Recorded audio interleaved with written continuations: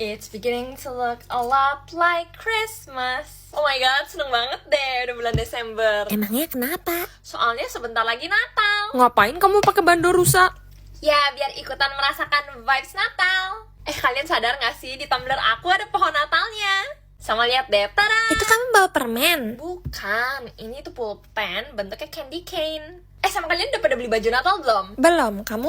Aku sih udah dong, aku nanti pakai baju warna merah. Sama lihat deh, wallpaper aku juga pohon Natal. Kalau kamu udah pasang pohon Natal di rumah? Udah dong, itu sih dari bulan November, soalnya aku udah gak sabar banget. Tapi kalian ngerasa gak sih Desember tuh vibesnya Natal banget? Kayak setiap aku masuk mall, restoran, terus hotel, pasti dekornya semua Natal. Terus kalau aku ketemu pohon Natal yang gede banget, aku pasti selalu foto. Terus di mana-mana denger lagu Natal. Lagu Natal favorit kalian apa? Kalau aku sih Last Christmas. Kalian mau bikin TikTok pakai lagu Last Christmas nggak yang Once bitten and twice shy?